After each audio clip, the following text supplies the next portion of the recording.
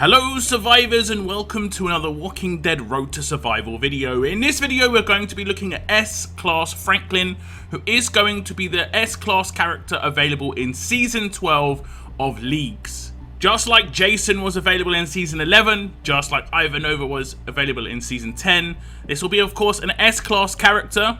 And as you can see visually, he looks like he was once upon a time either a construction worker or someone who worked on, improving the roads. He's got one of those high-vis jackets on. He's pretty armored up underneath that. It looks like he has got like a vest on that's going to stop him from getting the bites. But he looks absolutely ragged. Like, this guy has been through the wars. He looks so wrecked. Blood all over him. He is definitely someone who's been through it. And he doesn't have a backpack, and that means a good thing for me. I like it when a character can be a maxed out S-Class and not have a backpack. We do see him on the left hand side in terms of the visuals, what his face looks like without his hat. And I believe this is the first time we've ever seen a Franklin come to the game. I don't think he's going to be anyone too special, but he could be. I think he's most likely an RTS original. But any information on Franklin here, feel free to leave in the comments. Now with 30 veteran rings, he has a high amount of attack with 5,900 attack. This is more than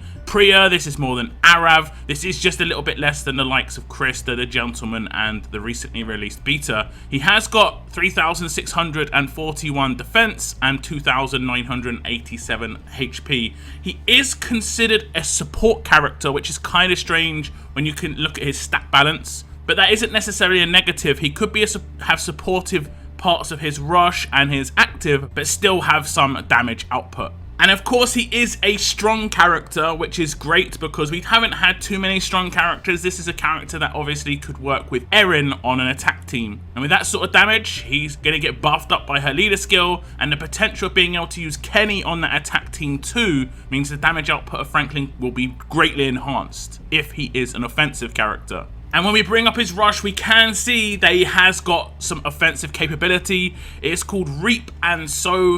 It has a recharge rate of 76 AP. You deal 3 separate attacks of 200% damage, which is 600% total, and 100% heal reduction for 2 turns to 1 enemy.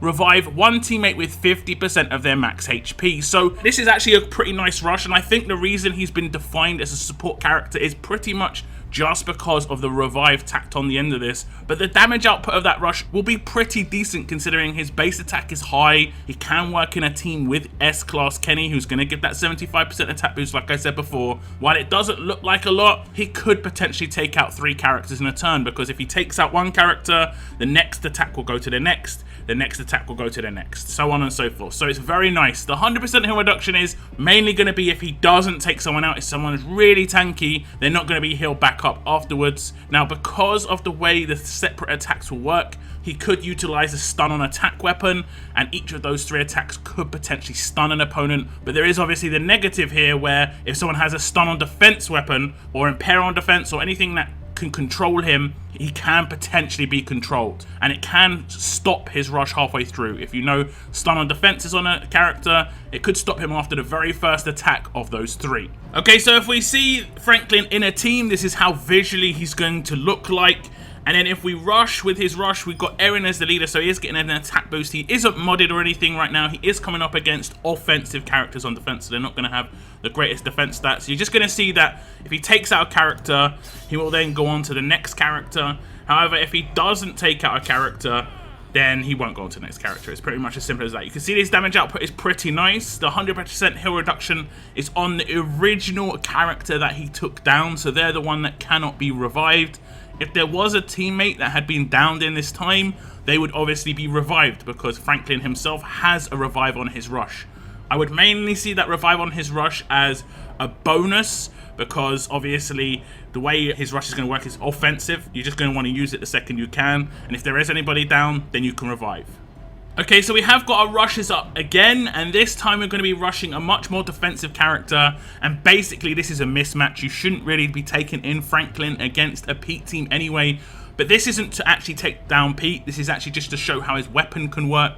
I can hit stuns on attack, and I can hit crits. So if we select Pete and rush, you can see I hit at least 1 stun, I hit 1 crit, 2 crits, and 3 crits. I actually stunned him twice during that, and if you look at my HP, I have now got 30% HP for 2 turns. I get the initial heal for 1 turn straight away, and then the next turn, when the next turn starts, I get the next heal. If you hit 2 stuns or even 3 on his rush, it looks like they stack. So he could go up to 45% heal for 1 turn, and then the next turn he gets another 45% heal. This is very, very nice in the way it works with Franklin in particular, and this does mean you could potentially make him more of a defense team character as well, so he's got some sustain there, and the fact that he's got a revive tacked on the end, like I said, it's going to be very, very frustrating. So I like Franklin's rush. I think it has quite nice potential. It does have other things you can have work with it as well. You could potentially use a splash damage weapon to make it so that his hits do splash damage. It is going to not be ultra effective, but that could be a way you want to go. He could utilize that in, let's say, SR and just take out walkers really, really easily in those situations. So this is going to be a character that I think is going to be pretty useful on attack teams and could, like I say, have some potential on defense teams because of this rush.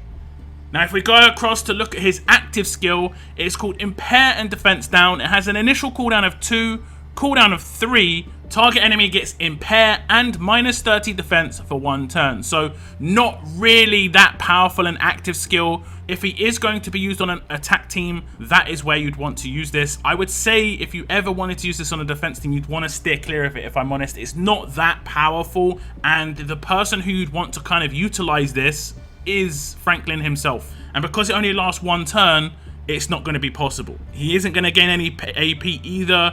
It's not the greatest active by any stretch. It is actually not very good at all. It doesn't add anything for Franklin. This is the sort of support active for other characters, but this could be used if you used Franklin in a team, let's say with Marcus as a leader, because Franklin is strong, and let's say you had Priya. You could maybe try and do minus 30 defense to someone like the Trader, and if it hits, he's going to take immense amounts of extra damage from pure damage characters. Priya, Beta, any sort of hard-hitting tough character.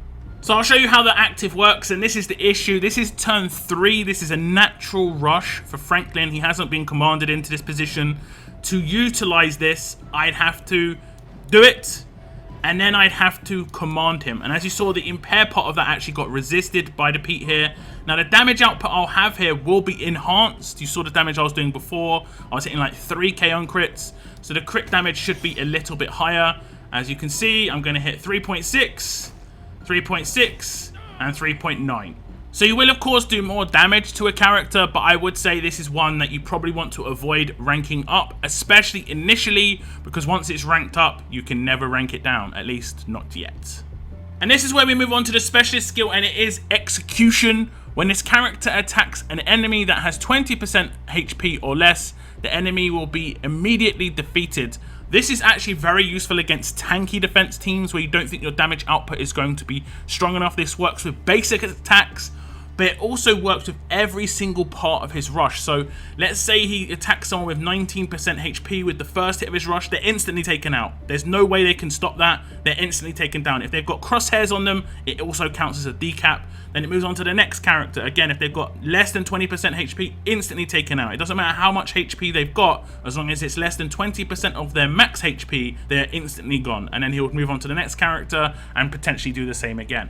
Okay, so we're just going to do attack just to show how his specialist skill works. You can see Franklin's avatar in the bottom left hand corner and the picture of his specialist skill on the right hand side. When it's able to be used, it will light up in red. If we select this character and we just do a bit of damage, we're going to try and get them nice and low. Are we able to do it? We do just get them there in time, and you could potentially take someone out first turn. This is mainly going to be extremely useful against really tanky characters because it bypasses defense. As long as someone's got less than 20% of their HP, they'll instantly be taken out. So if I do a basic attack, you'll see it's just an instant takedown. You can see the animation pop up over the top of the Raulito, and it's just like the axe, the picture of the specialist skill, and it's an instant takedown in that situation. So this specialist skill is actually pretty nice, but there is a buffed up version of this one where when you take someone down, you also decap them as well. That would have been even better, of course, but this one will have to do. I think his rush will obviously utilize this quite well. Considering the amount of HP that defense team characters can get now, I've seen 12, 14,000 on some characters, and if they're that tanky as well, if they've got a lot of defense, you're not generally going to do that with a basic attack, even with all the crit and all the attack that you can get.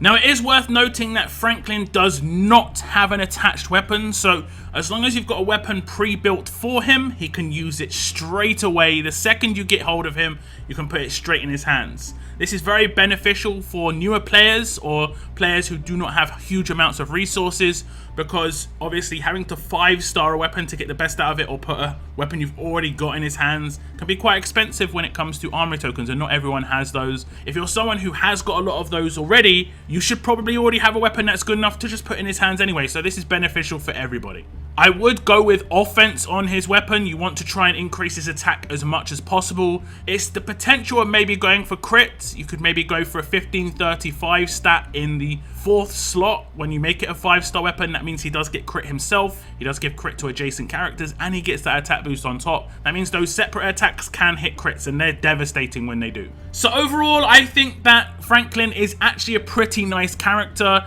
He's got a revive, which I think a lot of people are going to be very happy with. He also is going to be quite heavy damage dealer if you gear him correctly. Pretty much have to go glass cannon on him, unfortunately, but if you do get the likes of Kenny and use him in an attack team with Erin, his damage output is going to be so massively boosted. The potential of this guy with that sort of damage output is very, very high. And I would definitely say that Franklin here is a much better character than last season's Jason. And if it does work like last season, in terms of there being a weapon involved as well, Franklin could potentially have a weapon of his own in the season store. Let's just hope that it has attack on it and it works towards Franklin's kit, unlike Jason's weapon last season that did not.